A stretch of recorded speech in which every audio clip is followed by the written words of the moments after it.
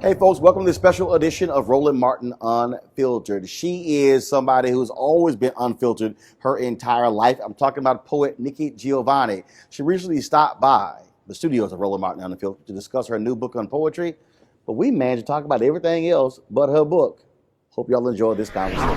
Hey folks, glad to have Nikki Giovanni here, the great poet, activist, author, college professor, rabble rouser, all that sort of stuff. But here's why I'm happy to have her here. Okay, so I had my show Washington Watch for 4 years on TV One. I had News One Now for 4 years on TV One. And the problem is I couldn't cuss. So I could say damn, hell, ass. I couldn't say that.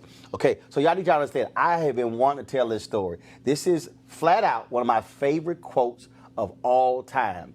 This quote is up there with Malcolm X, with Martin Luther King Jr., with Frederick Douglass. I mean, some of the greats. I'm telling y'all, okay, so in 2000, we're at Tavis Smiley, State of Black America, at USC, on USC's campus. And I think Charles Ogletree was the one who was interviewing Nikki Giovanni on stage. And I think the brother with the New York Daily News, Stanley Crouch, I think he was on the panel. So the question was asked to Nikki, why do you love hip hop and why do you love Tupac? And this is what she said. She said, somebody got to call a motherfucker a motherfucker. Right there, the whole audience lost it. And every time I had her on the show, I was like, I couldn't say it. I had to dance around it. But that was that is a top 5 all-time quote. I'm embarrassed. I'm an old lady. I'm sorry, but that was hilarious and truthful. Well, it was truthful. It was truthful, and there's no question about that, Roland. I mean, well, you have to sometimes. We've been talking football, you know, and I teach at Virginia Tech, and can I read a poem? Yeah. Because I have a wonderful. Shocking. No, she's going to refer to a poem. This is a nice poem. I have a kid that I taught, Kevin Jones, who is in our Hall of Fame. Running back. Yeah. Yep. And Kevin came to me and he said, Nick, I need some help in writing a poem. And we talked back and forth, and I came up with this. So the I is Kevin. Some people plant seeds for corn and tomatoes and okra, which grow. Some people clean land, and at evening you can see deer eating flowers or just standing. Mother deer watching her babies. Some people live in crowded cities, and they put out window boxes with herbs, enchanting folks who write by. I play football. I have watched men grow too long for too much, for too little, then come home to smile at their wives and children. I have watched every Sunday Sunday school children offer a psalm, preachers offer hope, a choir offers a voice and join the community in prayer to a merciful God. That life will be better. I play football. I listen to my parents tell me to go forward. I listen to my teachers tell me I can. I listen to the wind whistling in my ear and sometimes the rain falling on my back, and I understood that the true heroes of our nation, I am doing my part to be a part of this community, this school, this team. I am humbled to be considered for this Hall of Fame when I know the true heroes are the men and women who go forth every day. I play football. I hope I have done my part. And I think we forget that everybody does what they do. Mm-hmm. And aside from the fact that I love Kevin, I love the fact that those young men on that football team, they hurt. They don't get any money. They're not making $300,000. No. They're not making commercials. And I know people say they're getting an education, but only sometimes. So we could do better.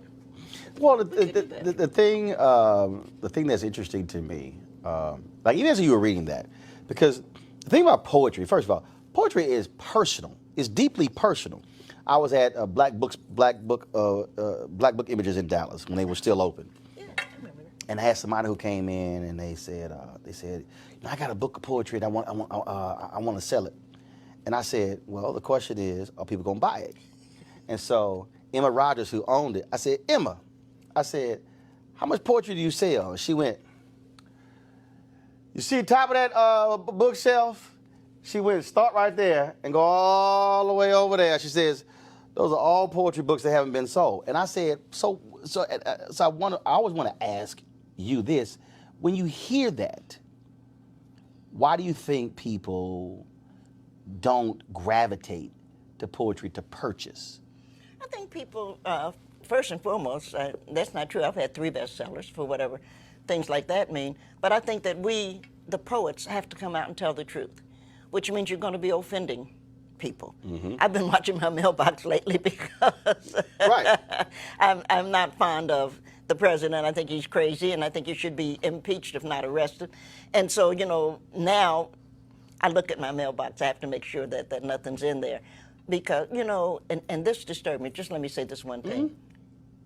These are the same people who put a bomb in a church and murdered 4 little girls. And they want to tell me they're Christians. And the book that they say that they believe in is a poetry book, especially New Testament. And I'm in love with John, the beloved disciple. I know that John was smoking weed. If you read Revolutions, you know he was smoking weed. Me, myself, I like Song of Solomon. Well, that's beautiful. Let me tell you something. If y'all want to read some sexual stuff, read one of them Songs of Solomon's. I was like, dang, Solomon, you were laying it down. But look what Toni Morrison did with it.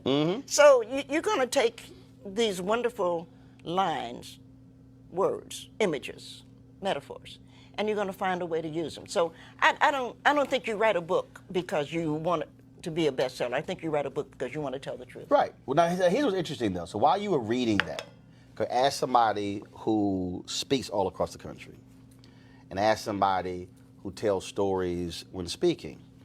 Actually, as I heard that, and when I went to page 106 and read it, I said, "It's not a poem. This is a little speech." I mean, literally, literally what he. As I read it, I'm going, wait a minute.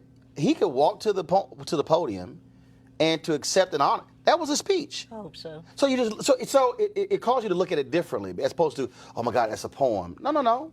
That was basically a speech. It's a poem. He's married to a wonderful young lady, Robin, and they have a couple of really wonderful kids.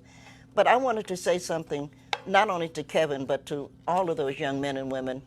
And women's basketball is just incredible. That's a whole nother. If I were president, which I'm thinking of running, if I were president, if I were president, I would have a secretary of sport, because we know that for the men, in all fairness, Roland, for the men we need to, one, extend the court.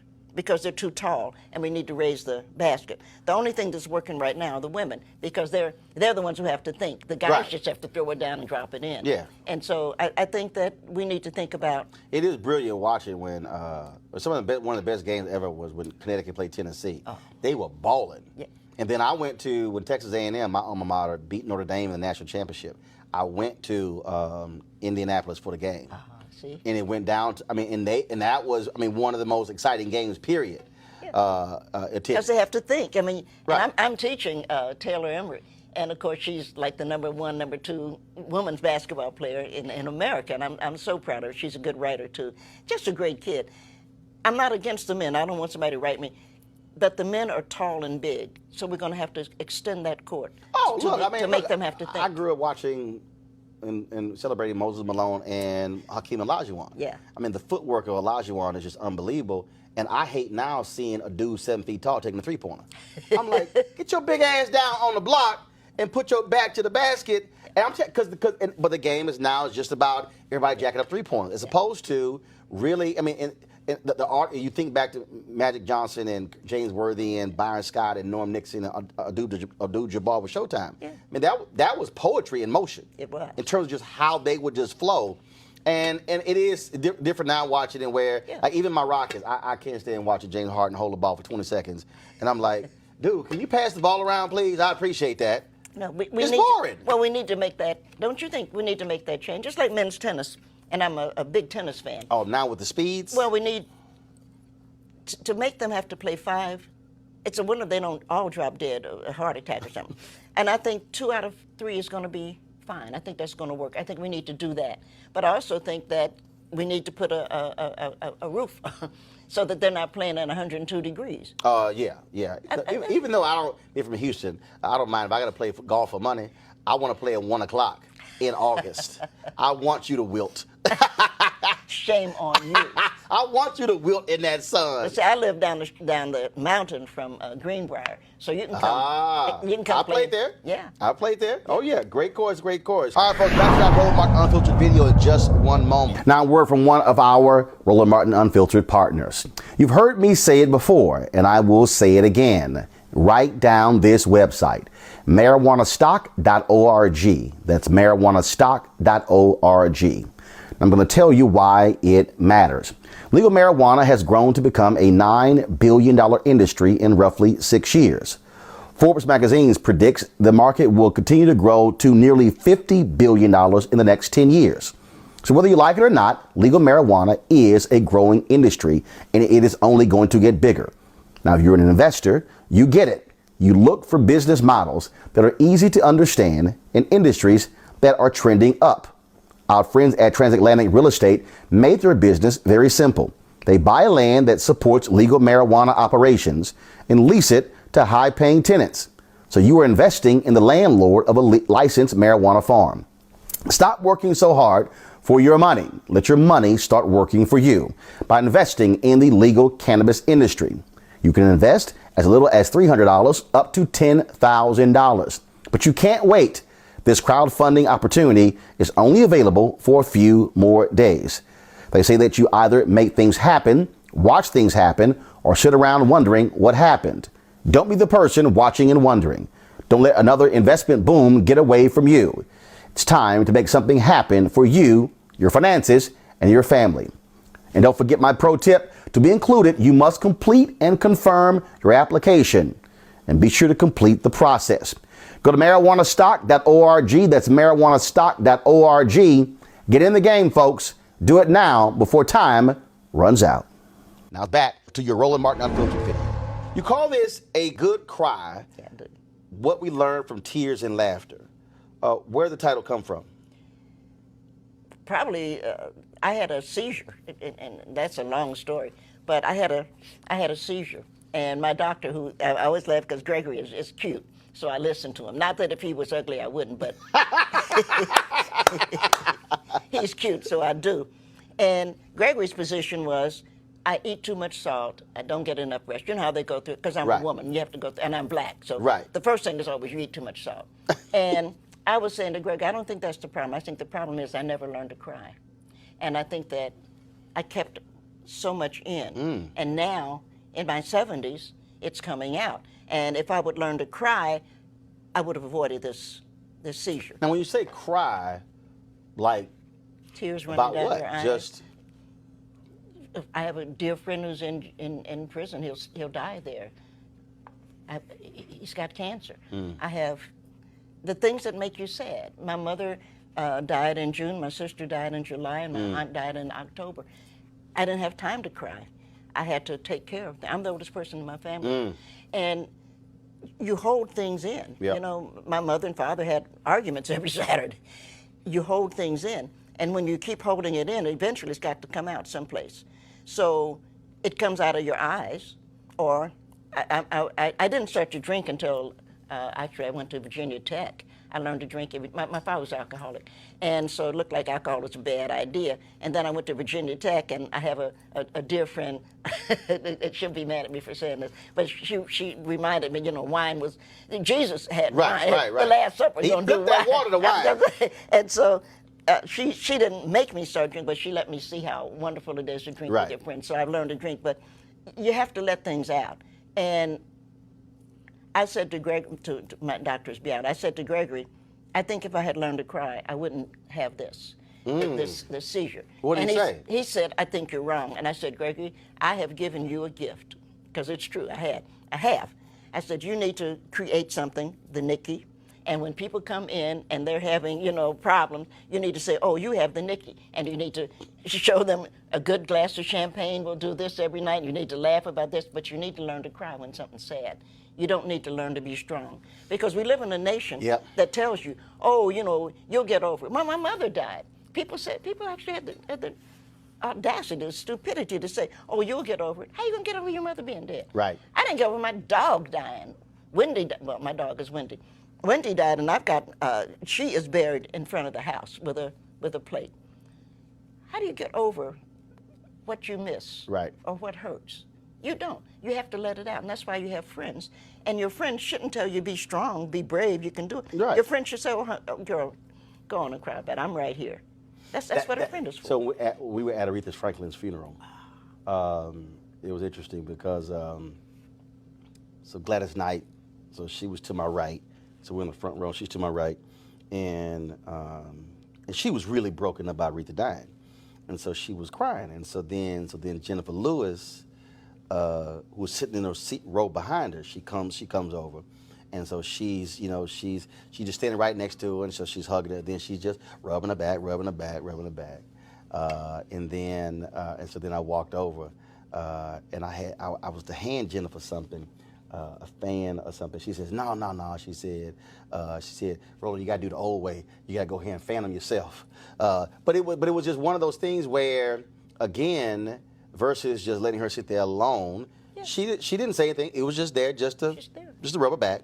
Yeah. Just rub her back. Well, you know, Aretha is my soror. She's a Delta, and the Omega's ceremony was just beautiful. My wife was there. And she's a Delta. Yeah, she was there. Of course. I mean, she flew crazy in as you are, she had. I know you had to marry a Delta, and of now course. Hold up, she wasn't a Delta when we got married. She married an Alpha. But she got rid of him, didn't she? No, I'm the Alpha. You're Alpha. And then she joined Delta later. Okay. So she married an Alpha. Well. See, I always mess with the Deltas on that one. You know, I had the pleasure of knowing Rosa Parks. And I would talk to Miss Parks. Miss Parks was a tea drinker. I would talk to Miss Parks. We just, like we're doing. And I said to her one day, I said, Miss Parks, when I think about your life, it's amazing to me that you only made one mistake. And you know Rose, so you know how her face kind of fell. She said, well, what was that, baby? I said, you went AKA. See, that's why I tell Reverend Jackson every time, because he's an Omega, he always throws his little hooks up. I was like, don't start that. Don't start that. I said, you knew Dr. King was an Alpha. Don't start that. I was going to say. We should be ashamed of ourselves. No, we shouldn't. That's the truth. That's a good one. That's a good one. Yeah, but the whole thing, though, is interesting. As you were talking, I thought about when, so my grandfather died in '85, and then my maternal grandfather, and my maternal grandmother died about 6 years ago. And I thought about it. I'm trying to see. It was interesting because I was doing Reverend Sharpton's measuring the movement, and I got the word that she'd passed, and I went back to the makeup chair. I'm trying to think, between that and even the funeral, I didn't cry. And maybe because, first of all, my grandmother died at 91. She had been sick for some time in a hospice. And I think for me, I spent so much time around them growing up. So for me, it was frankly a celebration of a life. And so it wasn't. Now, what is interesting, because as you're talking about crying, it's the weirdest thing. Like, I can be watching a movie, or I can be watching a sports moment, and it's this huge moment, and all of a sudden I realize tears are coming down because it's a euphoric moment of joy. Like, I ain't even involved in it, and so it's interesting. So I think about that in terms of just another way of tears versus just one that's a sadness. And it's weird. Let me ask myself, like, why was I crying on that? And it's just, you know what? Seeing somebody being happy, or being happy for them. Yeah, I don't. For me, I've learned, because it's been a while. For a year, I couldn't drive because my doctors were afraid, that I'd have another seizure or something. But for me, I learned that, and for me, it has been sadness, because now when I'm happy, as you can see, I'm sitting here, I laugh. But things that make me sad, I don't try to make it all right. Right, it is what it is. It's sad, damn it, and I'm going to sit there and cry. And any fool that'll tell me don't cry, it'll be all right, I'm going to get rid of them. Yeah, my wife, of course, ordained minister, but also a certified grief counselor, and walks folks through that. And look, both my parents, 71, still living, active, and all this sort of stuff along those lines.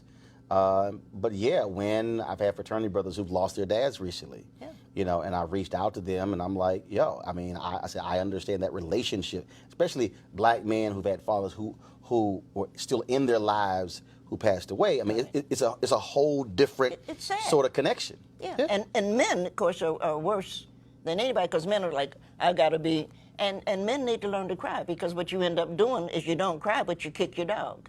Right. See, for me, I don't have a dog, so I'm glad you don't. But no, absolutely. You're upset. They keep their dog, beat. They take it out on something else, as opposed to, no, let that thing out. That's all I'm saying. Yeah.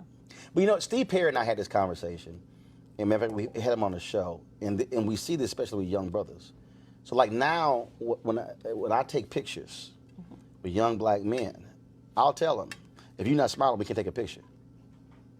And I would say, we're not taking a jail photo. Because what has happened is, we've created this generation of young black men. We say, yo, man, no, you got to be hard. You got to be a man. Yeah. He ate.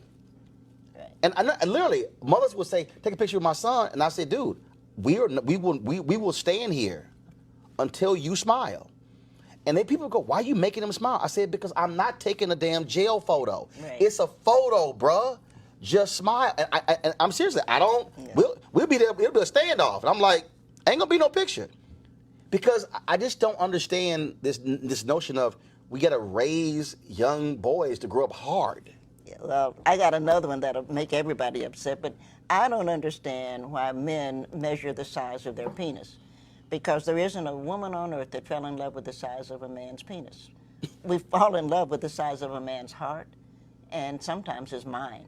But we don't fall in love with the size of his penis. And we've got the President of the United States, fool that he is running around talking about the size of his penis. That doesn't make sense. And that's interesting, because there's a woman who's, Shanae Hall, is a radio personality out of Atlanta, and she posted this statement on Instagram. Somebody asked her a question, and she said, I need all these attributes in a man, and he has to be 6.5 inches. And these people start commenting all on, and I was kind of like, I said, baby, it's a whole bunch of brothers, I said, who the right one for you. I said, and you don't, I said, you running around passing them up. I was just jacking with it. She's like, well, I was just being honest. I said, okay. See, that's stupid. That's stupid. And we've got boys growing up thinking that they are people because of the size, for lack of a better word, of their dicks. But the men who then, okay, a woman has to have these physical attributes, these attributes, as opposed to, I mean, the reality is, when we do see people, and I tell people all the time, people like, Roland, looks don't matter. I said, first of all, you're lying. I said, because the bottom line is, if we in a crowd and I spot you across, there's something I'm looking at that caught my attention. Right. Okay, I'm like, y'all can talk about, no, but it's what's on the inside. I'm like, I don't see the inside across the damn room. But you know, you feel something. When And you're, right. Roland, I have on a pair of earrings. Mm-hmm. My parents were poor, and my mother worked, you know, we were poor. These are diamonds. Mm-hmm. And Mommy knew that I liked diamonds. Mm-hmm. For my 40th birthday, she gave me this. Diamonds are just rocks. And we pass rocks. We're here in D.C. Mm-hmm. We pass rocks all the time, but there is something about a rock. You're out in the desert, you're in wherever you are, in South Africa, you've been all over the world, and you'll see something, and you'll pick it up. And you're not responding to how it looks. You're responding to how it feels. And you'll find yourself taking it, and you might bring it home. You might not, I mean, right. But there's something that you respond to that is not just. Now let me be clear. I ain't like my wife when I met her. I ain't like her. Okay? I thought she was a mean ass preacher. I did not like her. And I told this story to Bishop Jakes on TBN. Oh. Yes, on Christian television. Did not like her. Like, okay. Plus, she had a whole bunch of gray hair at 34. I'm like, whatever. But this is exactly what this is. Just Nikki, this is true God's honest story about your sorrow. So we at church, and we were not in the church. We were not in the sanctuary. I need to qualify this. We were in a foyer. I'm talking about frat brother Carrie. And so she was down on the other end of the foyer. We had a singles party that weekend. And Carrie was talking, and I went, damn, Carrie, Jackie got an ass on her. What? And so then when she came down, a group of us was supposed to go out to eat, and then ended up being the two of us because everybody fell up. We there till 5, 6 o'clock in the morning, and then just talking or whatever. And I just got divorced 6 months earlier, so I ain't trying to talk to nobody. Okay, I'm like, look, damn that, and end up talking.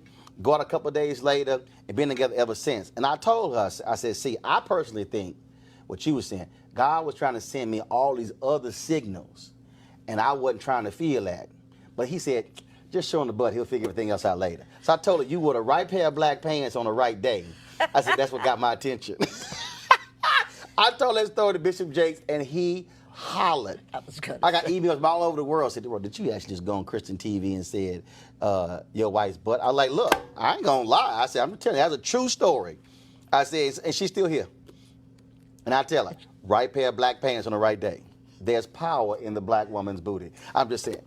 There might be, but there's something more. Oh, yes, of course it is. Of course it is. Yeah. But them right pair of black pants. Well, black pants matter, but you see what you love. You know, I've had a theory, and I'm going to retire in a couple of years, and so I'm going to have some time to work on that. My basic theory is that there is nobody white in America.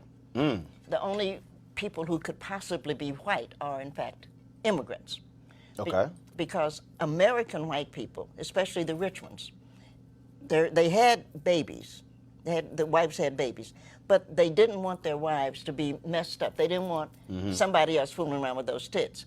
And so they would send the babies down to the slave quarter, and they would, the slave mother would feed the children. You are what you eat. So the richer you are and have been, the more likely it is that you are, in fact, black. Got black DNA. Absolutely. Just don't quit. But of course, it's just do it. Just do it. I mean, that's just Colin. don't quit. I love Colin. I mean, I thought, what a great kid.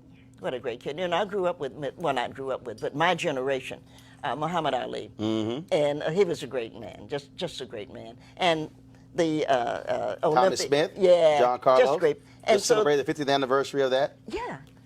Yeah, they're just wonderful people, and to see him take that stand, you know. Now, I interviewed Jason Whitlock, and Jason Whitlock said, he said, all y'all keep trying to compare him to Ali. I said, well, first of all, I said, I don't compare him to Ali. Ali is Ali, Kaepernick is Kaepernick. So we had this vigorous debate because he feels as if Kaepernick should be more aggressive in talking. I said, look, not everybody is going to be like Ali. Right. Not everybody is going to be as talkative as he was. I said, everybody does their thing in their own way. That's quite true. But he's talking all over the world. Right. Because when I saw that, I went out. And, of course, I have a lot of credit, so I don't have to worry about that to my credit card. I went out and I bought T-shirts, I bought sweatshirts, I bought tennis shoes.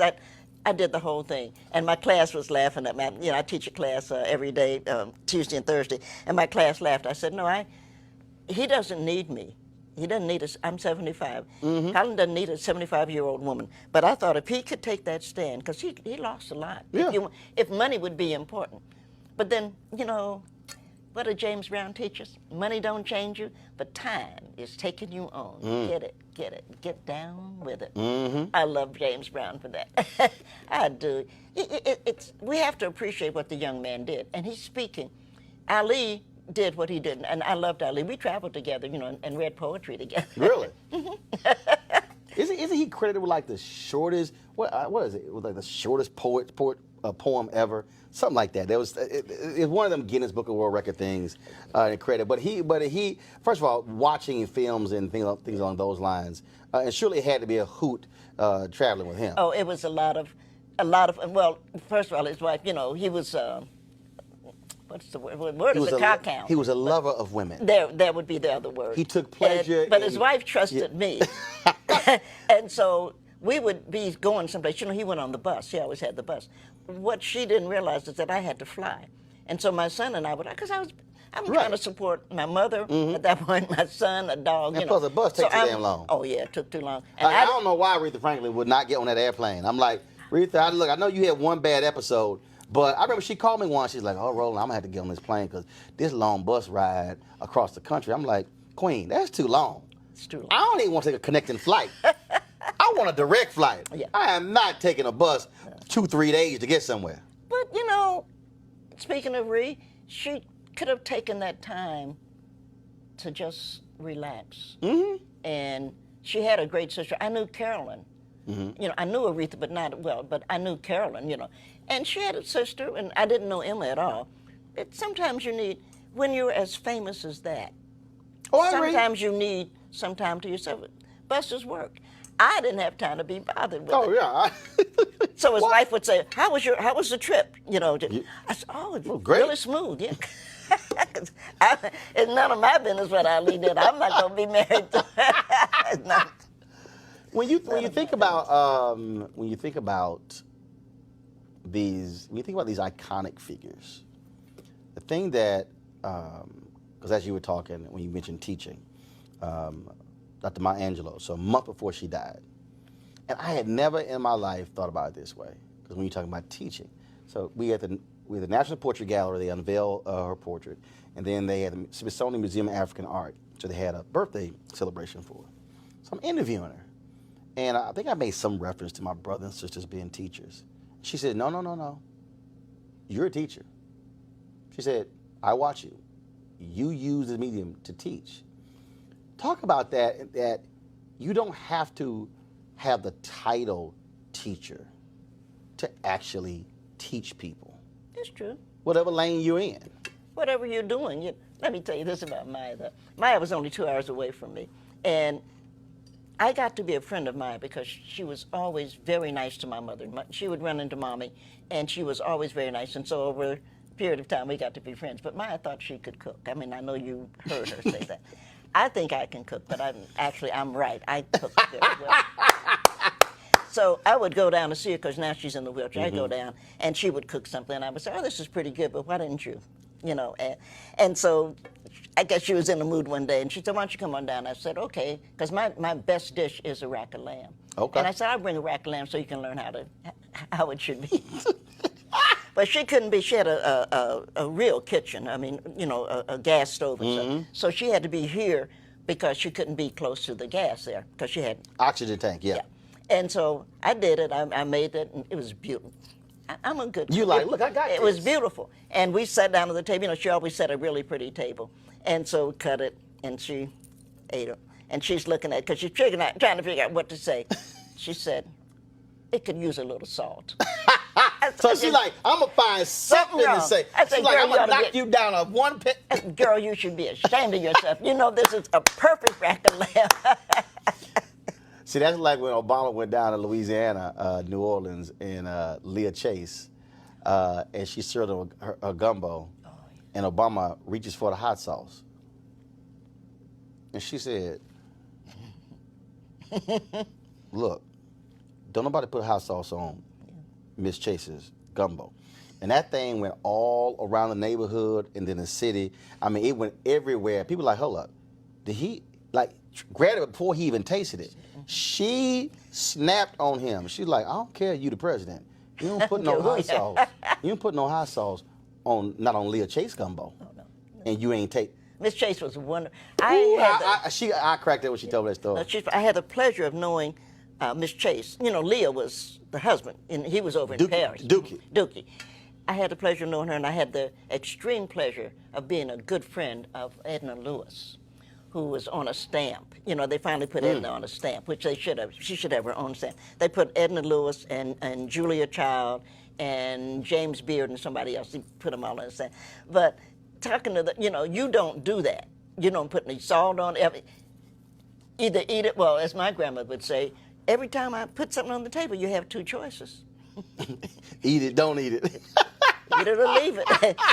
Because you didn't touch it. I mean, that's what, you know, I don't care what you thought about it. You didn't add, no, he good. He learned a lesson. Oh, no, he learned. Because she checked him. Oh, yeah. She's like, I don't care, you the president of the United States. She's like, you don't put no hot sauce on Miss Chase gumbo. That's right. Right. So no, he learned that lesson. Right. He felt that lesson.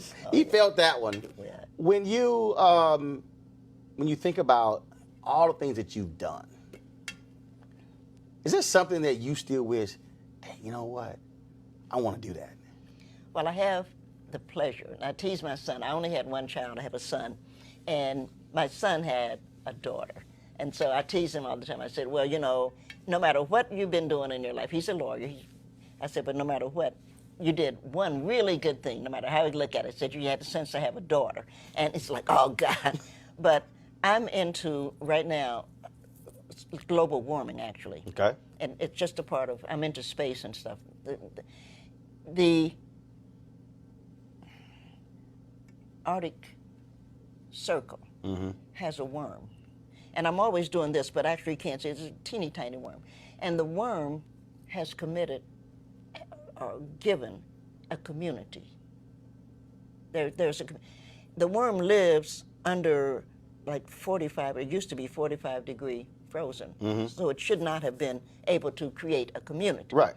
But now that it is warm, it's coming down. Wow. So we know that the biggest predator on Earth is us. Human beings are the worst predators.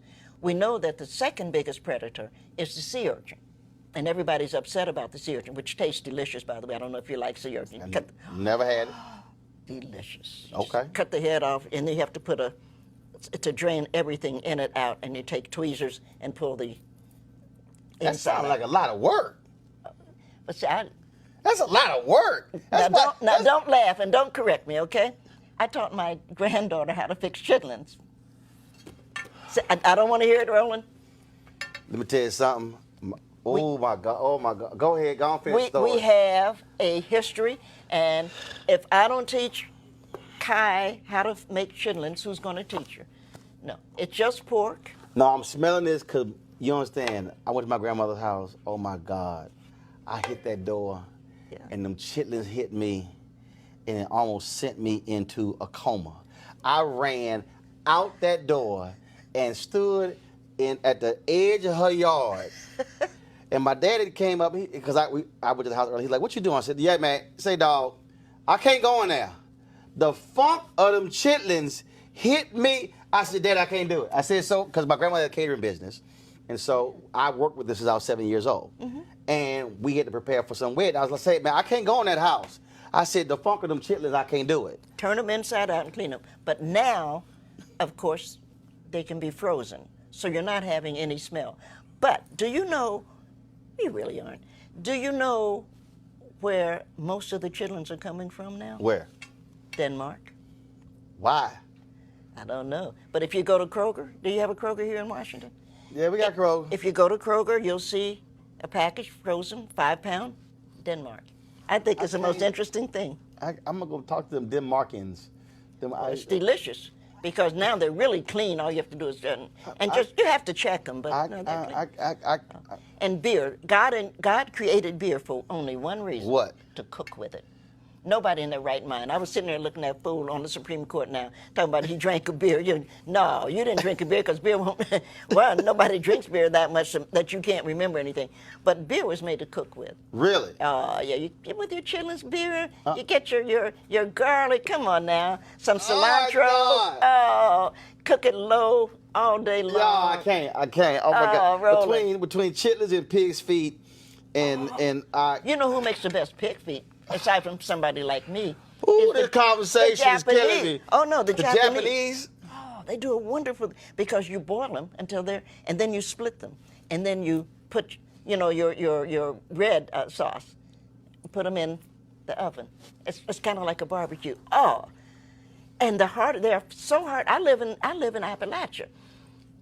One of the most difficult things to find is pig feet. Praise the Lord. Roland, they're being shipped out. Right, but they in that slimy jar, and you're looking at them. No, not pickled pig feet, real pig feet. Well, what's the difference between the pig feet in the jar? It's pig's feet. You boil them. First of all, you have to clean everything, but you boil them low, right? A little beer, your garlic, just boil them. And then when they're done, because that's an all-day. You eat hog head cheese? I hate to answer you. You won't kiss me. Oh my God! My grandmother and grandfather loved hog head cheese. Yeah. We had to stop right there. I said, "Hold up, we ain't gonna get to the cheese part. I'm gonna stop at the hog head part." I'm telling you. Well, okay, you gotta understand. My grandparents, born and raised in Louisiana, Opelousas, Louisiana. Okay. And they moved to Houston. And so growing up, I still had relatives who lived in Crosby, Barrett Station, Baytown, which when we had the great Creole migration from Louisiana to California, they stopped all along the way. Mm-hmm. So I got relatives in all those towns. And so one time we went out and they went and got the hog, and it was in the back of the car. Then they had to kill it. Yeah. Okay, all right. So they shoot it. Okay, hit it with the gun a couple times, BB gun or whatever the heck. And then they threw it on the table, then slicing it up. Yeah. So went to the whole deal, making a crackling, and then split that whole deal apart. And I was kind of like, I don't really need to see this process. I'm good. I'd stop by Kroger, and I'd pick up the sausage that way. I wasn't really trying to see the whole process. Slicing that bad boy, and it was a whole. But it was. So, but that was my grandparents. That's why I grew up, and so That's how we survived. Oh, I feel you. But not just that. We slaves, and there must be a better term, but we slaves were the ones who changed American cuisine. Yes, true. Yeah.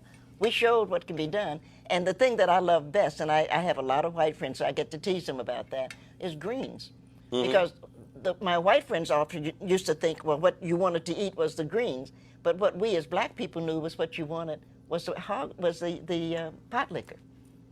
That's why we became strong and smart. But you can keep that hog head cheese all to yourself. Oh. You can take my portion. You are more than welcome to have my portion of chitlins, hog head cheese, pig feet. You can have all that. I sit right over there, and I just be cool, with a Kit Kat. I'm gonna call your wife, and we're gonna get you into. We're gonna get you into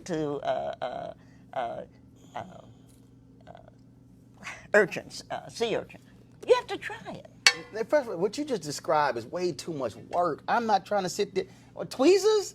Well, yeah, you have to pull the insides out. No, hold up. That's the chef's job. Just bring me the finished Well, product. you rich. Bring me the finished. Look, my brother is an executive chef. What? He can do all that. Ask him. I ain't doing. That's too. Look, I don't like dealing with crawfish. Oh, I ain't doing all that. Not like you from Louisiana. No, I eat crawfish, but I'm not sitting there all that damn time getting a little piece of meat. Look, give me the finished crawfish, okay? I'm not going with them shells and everything. I can't do it. It's too much. Nigga, it's too much work. They sitting with a bib on, and they over there hunched over. Yeah. And they working it, and it's a little bitty piece of meat. Oh, yeah. That's too much work, nigga. I ain't got time for all that. I'm gonna let the chef do all that. I'll pay you. Don't worry about it. Shame on you. Yeah, shame on me. Plus, you understand? I'm a stubborn eater. First of all, I need to know what that is. Hey, what's this? Like, I don't do candlelight. I'll get my phone, hit the flashlight. What's this? I want to make sure something not crawl up on that plate with that candlelight. No, I want to see what's crawling up. I want to see what's on it. You don't understand. Hey, Henry, my production guy, he got a whole list of stuff I don't eat. Like, I can't stand cold food. Damn it, you better heat that food up. You wouldn't want raw oysters then, would you? Oh, no, I'm good. Good. I stick with catfish. You're missing half the... I stick with catfish, scallops, shrimp. I'm straight. But you know what's making a big comeback? What? Which I can't eat, rabbit. No, I pass. Rabbit is making. But I remember cooking. I was babysitting. I live next door to Morgan Freeman. I was babysitting for his daughter and my, and so I went down to the market and I had gotten this rabbit and I made rabbit stew. I thought it was really good. And Thomas always wanted, my son always wanted to know, well, what are we eating? And I'd always share it. I'm with him. And he's like, well, what have we got? And I said, oh, we're eating rabbit stew today. And he looked up. He said, you mean we're eating Bugs Bunny? That's the last time I cooked rabbit. That's right, because you just scarred that boy for life. I have. Okay. No, I'm serious. Look, people, I don't experience. Let me tell you something. So Jay, it's a true story. So we in China. Now Jay's white. Okay. So Jay believes in experimentation. I don't. Okay. I'm black. I keep my stuff simple. I eat at McDonald's all 5 days. No, I had to, because you don't understand. I was hungry as hell all 5 days. So we in one of these open markets. I mean, it's, steam is rising, all kind of different stuff like that, and it smelled good. Don't mean it is good. So they had all this corn, this corn on the cob. And so Jay goes, well, he said, I'm gonna try some of this. I was like, man, that's you. I'm good. Jay bit to that corn. What the hell was it? Feed corn? He bit. Okay, that wasn't a good idea. He was like, okay, that wasn't a good idea. It was feed corn. I said, oh, you thought it was regular ass corn. I said, see, Jay, that's the difference between me and you. You're white. You will do that. Well, I'm not white. I said, I'm black. I'm going to stay in my lane. Shame on you. You asked me what I would like to do. The one thing that I cannot do because it's over was I always wanted to go with Anthony Bourdain to Vietnam because they make the best chicken soup in the world. You sure it's chicken? And I thought, boy, wouldn't it be great? I was so sorry he committed... You sure it's chicken?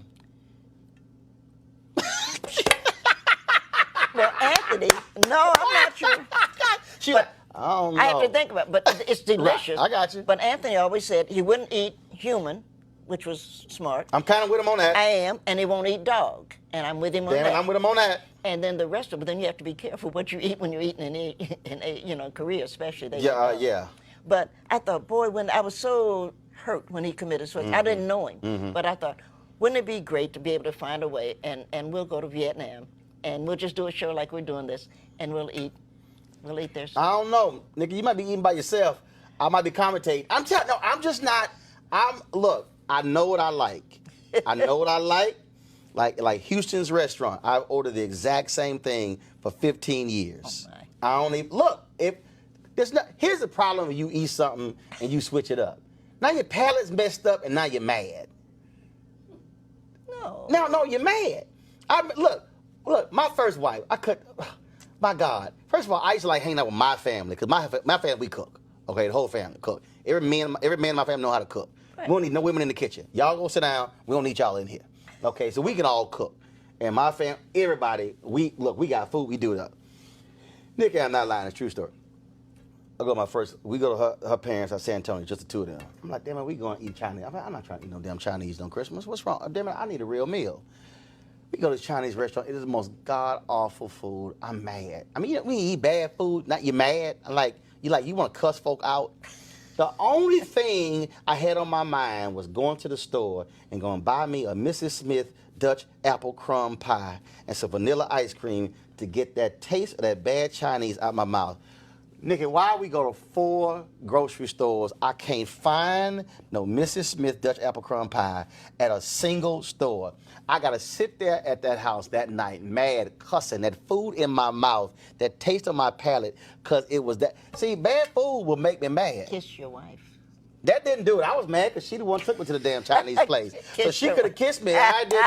She could have kissed me. She could have did more than that. I would have been like, damn it, that bad food. Oh. Bad food will put you in a foul mood. But great food, like you bring me some bad gumbo, I'll cuss you out. It better be some good gumbo, because I love gumbo. Yeah, gumbo's good. I love okra. But I make good ice cream. I'll have to do that too. I do homemade ice cream, yeah. What flavor? Mostly vanilla. I make my grandfather's recipe.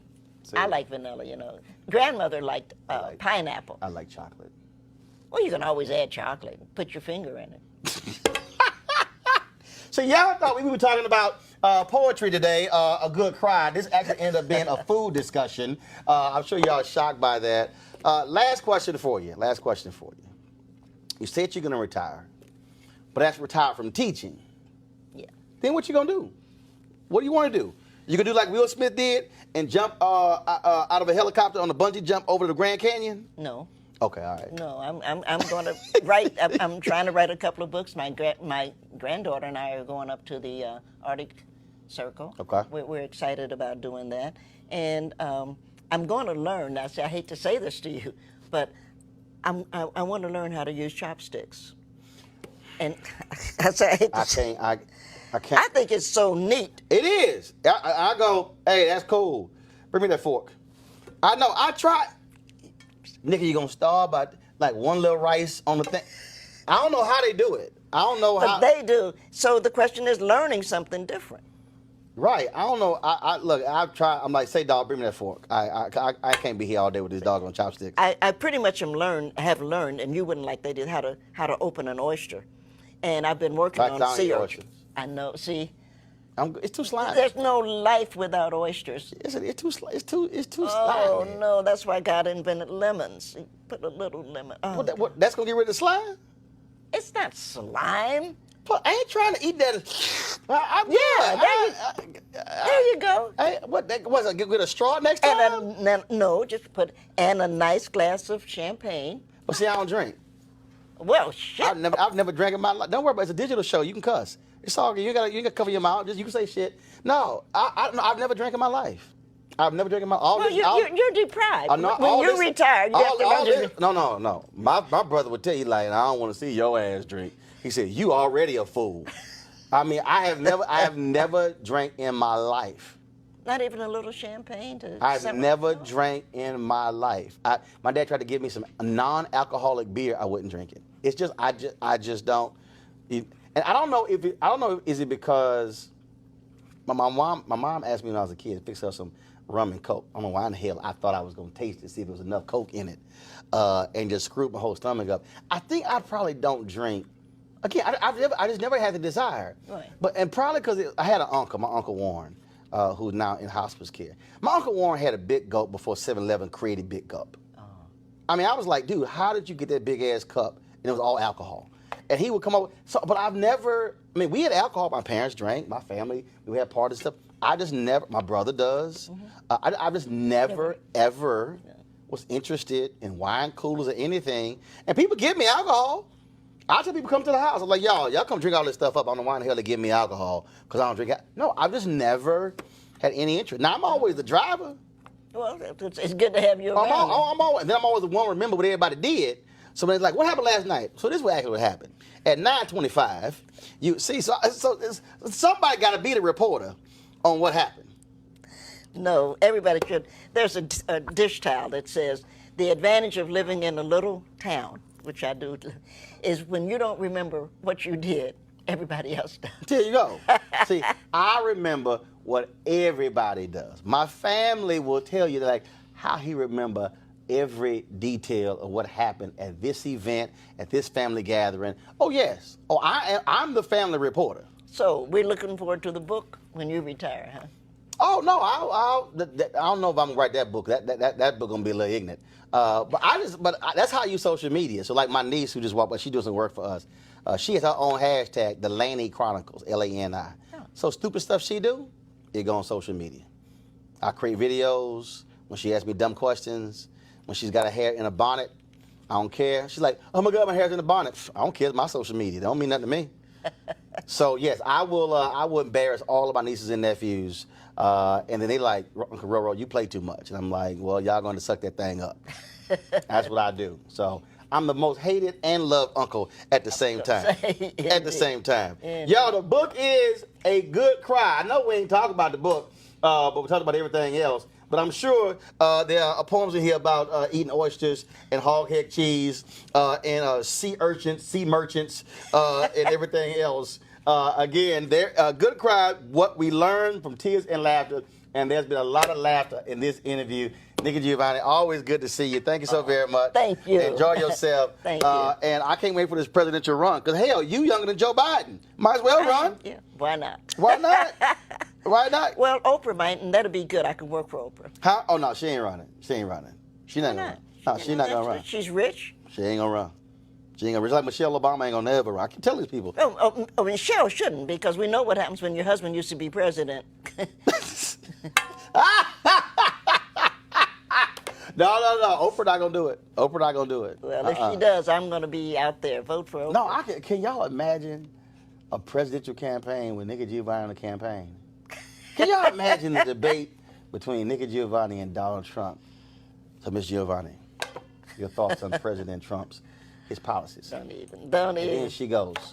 See, I can speak English. So I'm gonna tell you. And he doesn't. I'm gonna tell y'all right now. This is straight up. I guarantee you, this is exactly what would happen in a debate between Nikki Giovanni and Donald Trump. You'd be sitting there waiting at home for her to answer. She'd be like, "This motherfucker." That would happen. I'm telling you right now, Jennifer Lewis and Sam Jackson would jump up shouting. They probably one of your VP choices. There you go. Oh, Lord. I appreciate it. Thanks so much. Oh, thank you, sweetheart. It's been fun. It's been fun. Didn't I tell y'all Nikki Giovanni was unfiltered? Man, was that a wild and fun conversation. Please get her a new book on poetry, and also support Roland Martin Unfiltered by going to RolandMartinUnfiltered.com. Of course, your dollars joining our Bring the Funk fan club supports this show, allowing us to bring you those kind of conversations, unfiltered, unapologetic, and of course, independent Black news. And so please do that. I implore you to do so, because again, we certainly need to have these platforms. We can have that type of honest and frank conversation. All right, folks, I got to go. Y'all have a great one. Take care. Holla! There's only one daily digital show out here that keeps it black and keep it real. It's Roland Martin Unfiltered. Because guess what? We come back live January 3rd. The blackest show on all of digital, cable, and broadcast. See that name right there? Roland Martin Unfiltered. Hello. Y'all want some of this? YouTube.com/Roland S. Martin. And don't forget to turn on your notifications. There's only one show out here, folks, in the digital world that's focused on you. Because here's the piece. I ain't afraid of Fox News. Come back live January 3rd.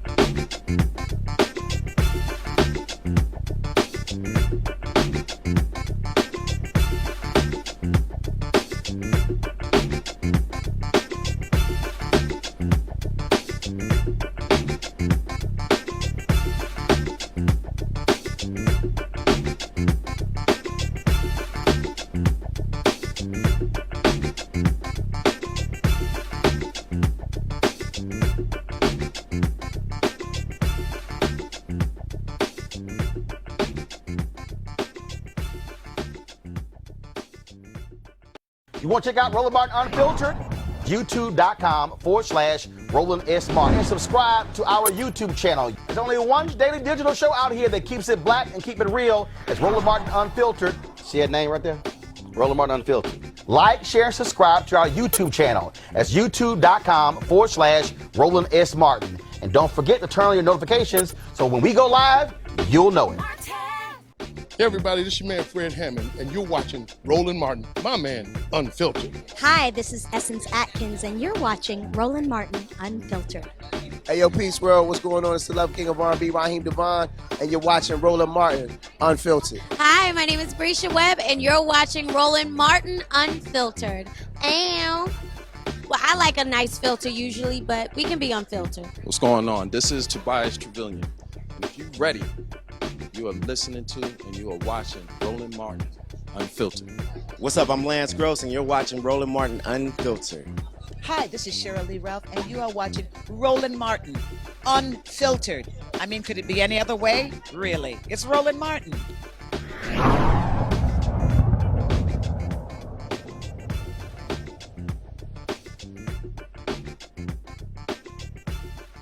You want to support Roland Martin Unfiltered? Be sure to join our Bring the Funk fan club. Every dollar that you give to us supports our daily digital show. There's only one daily digital show out here that keeps it black and keep it real as Roland Martin Unfiltered. Support the Roland Martin Unfiltered daily digital show by going to RolandMartinUnfiltered.com. Our goal is to get 20,000 of our fans contributing $50 each for the whole year. You can make this possible. RolandMartinUnfiltered.com.